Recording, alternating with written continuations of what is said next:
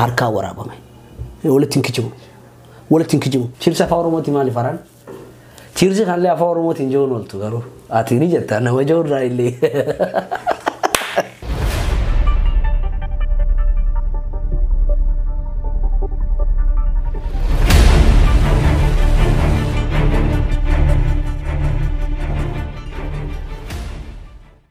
jirtu kabajamtoota fi hordoftoota carcar vain nageenya keenya kan jaalalaaf kan kabajaa bakkuma jirtan marati isin haadha qabu kan isin injoo obboleessa keessan callaa oromooti eega dabree gizee waan bareedaa waan haaroon argame nin dhufa gama biraatiin loon dana wanta kol bira dhaamannee turre akka misimannaa keessan laallee viidiyoo diraamaa isiniif gadhiifna jennee turre viidiyoo diraamaa dalanii jira gadhiifna deebi'aadha jechuudha fi Itian sudah garan sana sirba ajaibat ni sini kabadde dufe sirbonin kabadde dufe sirba lama sirbi toko sirba Farhan Baddeessati kaitano sirba Geetu Abarraati sirbonin lamen kun jidduu tana sirbota bahanii sirbota afaan oromoo kana keessatti dhibba ajaiba godhaa jiranii namoonni baay'ee sirba Geetu Abarraa jaalatanii irraa illee dubbatanii jiranii nuti illee irraa dubbanna jennee dhufne egaa yeroo Artiin Oromoo akkanatti sossootee Itoophiyaa bira dabartee addunyaa tana dubbisaa jirtutti nuti immoo ilmaan Oromoo eessa jirra viyoorri keenya eessa jira guddina artii kanaafuu maal gumaachaa jirra haja'ullee waliin ilaallu ta'a egaa waa malee asin dhufne jechuu barbaadeeti egaa sirbii Geetu Abarraa arraan tana guyyaa jaaffaa isaa akkana lakkoofsee jiranatti fakkaata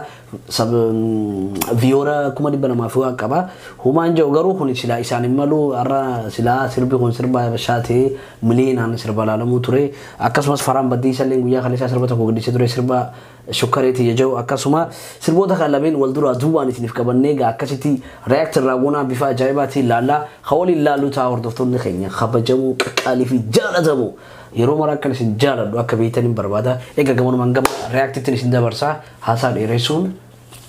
hin barbaachisu jeeti egaa hotaan waliin gama madooshaa gama sirbaa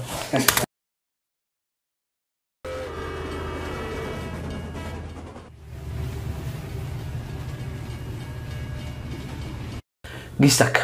intro isaatiin irra isinii deebi'a yookaanu jalqaba isaa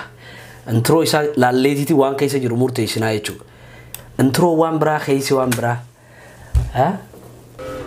gubbaan foormii jalaan boombii naan tajaajila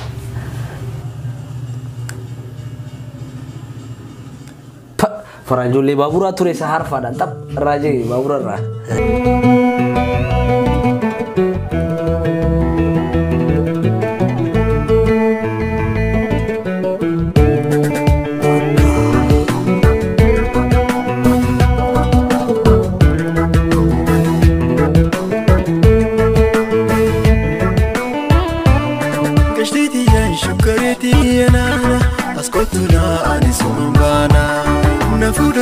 جلالتي قلانا دخلتي لان دبرتي برانا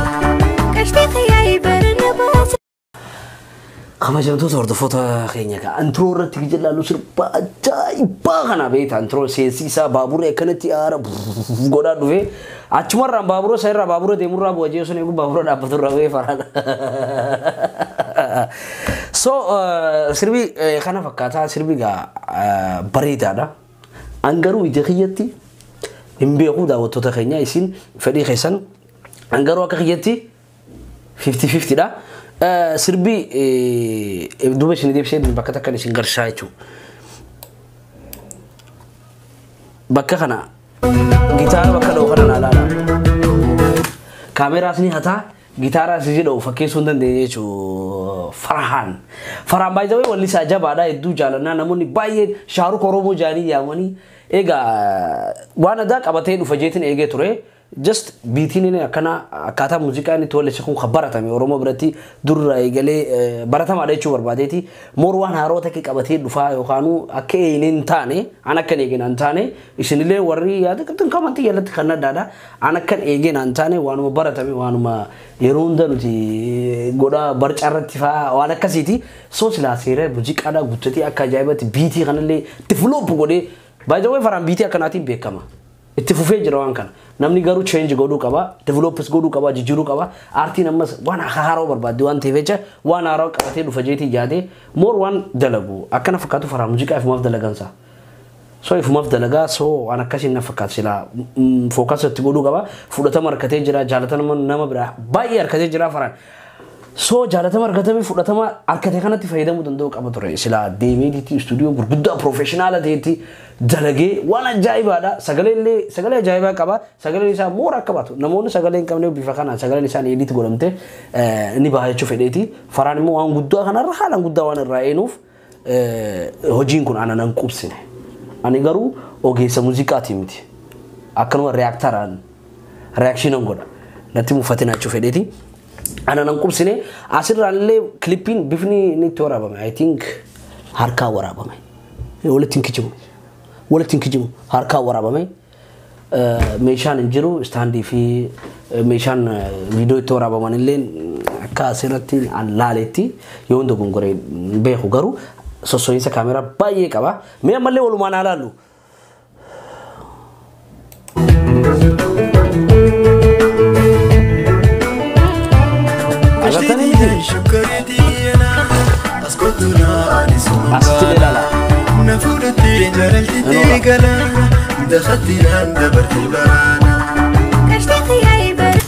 By the way, sirba kana direct ka godhe jaartii Faraanii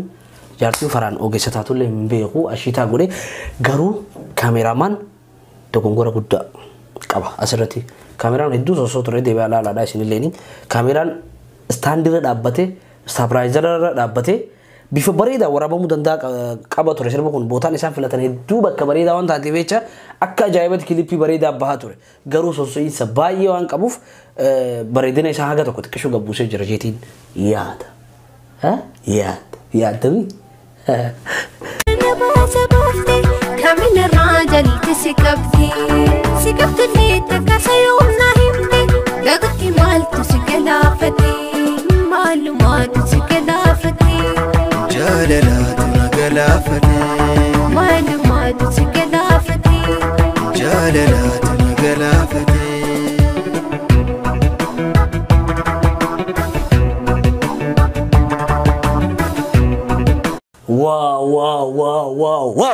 Wow!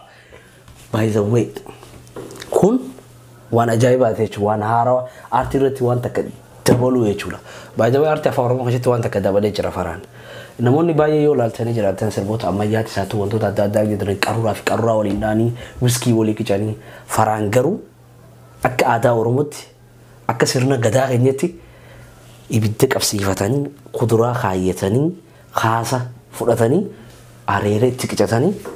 cheers afaan Oromooti maali Faraan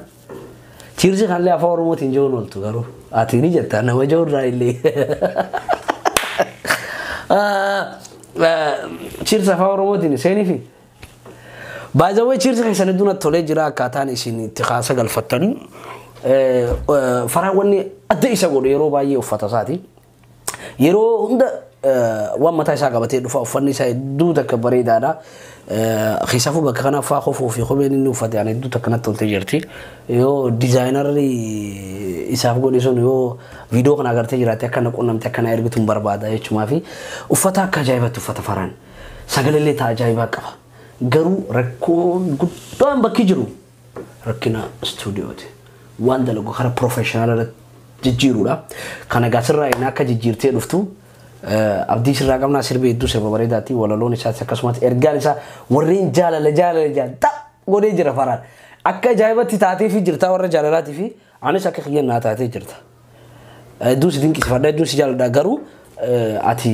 kana ol seenaa bakka seenuurraa garuu xiqqishuu hanqattee waan argamteef walitti himuu jiraati yeetuma itti fufna gaammallee react godhu kabajamtoota hordoftoota qaalii ilmaan Oromoo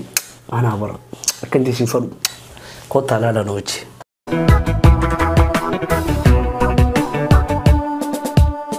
arami bubure jaalatu baralaka wade sooruna rakinde okay Faraan galatoomii waan bareedaan uf qabattee dhuftee as keessatti gaadadhabina jiru tokko walitti himuun dirqamatee waan jiruuf aartiin tun akka jannetii yeroo dabree aartiin wardiyaa feeti jennee jirra. Namoonni baay'een aartiidhaaf wardiyaa ta'uu qabdanii namoonni hedduun waan akkanarree akti gootan dadhabina jirus mul'isuu danda'u qabdanii waan bareedaa jirullee ulbaastanii hawaasatti himuu qabdanii sirbi gijee wallifamullee hawaasni ergaa sirba sanii hubatu qaba jeeti yaada. Egaa aartiin afaan Oromoo tun ammaan tana sossootee jirti xiqqishu waan sossootee jirtuuf namoonni waan kana gara professionalaatti achisiisuu qabanii fooyyessuu qabdan jee waan iyyaatiif waan kana dubbadha. Faraan hedduus jaalladha hedduus kabajna. Arraan tana sagantaan isiniif qabadhee dhufe kanuma sagantaan itti aanu sagantaa diraamaa ta'a. Kabajamtoota hordoftoota keenya simannaa keessan laallee diraamaa gadhiifna. So viewers fi wantoota asirraa nu dhufu gizee agar nu qubsina waan ta'eef viidiyoon illee walitti dhufne ta'a. Egaa sagantaa itti aantutti viidiyoon walitti dhufu ta'a. Galatooma ulfaadhaa isiniin jaalladha. Horaa bulaa deebanaa. Bareedduu shawaa.